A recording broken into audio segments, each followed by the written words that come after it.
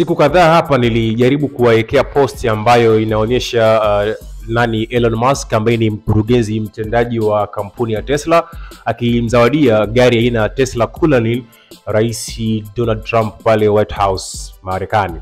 Sasa unaambiwa Rais wa Marekani Donald Trump ametangaza rasmi kuwa vitendo vya vurugu dhidi ya maduka ya Tesla vitachukuliwa kama ugaidi wa ndani, hatua inayoongeza mvutano kati ya serikali na kikundi cha waandamanaji kinachoitwa Tesla Takedown.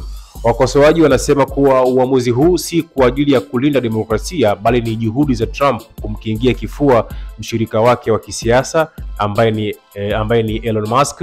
Hatua hiyo inakuja wakati Tesla inakumbwa na changamoto kubwa, ikiwemo kushuka kwa thamani ya hisa, maandamano makubwa na vitisho vya usalama.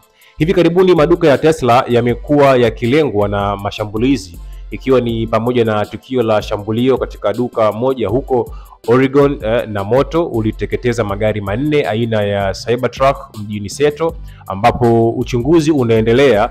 Uamuzi wa Trump unazua mjadala mpana sana kuhusu ushawishi wa siasa katika sekta ya biashara na uhuru wa maandamano. Sasa hebu tuambie una mtazamo gani juu ya hii post ambayo nimekuwekea. Usisahau kusubscribe, kulike na kucomment nje ya box.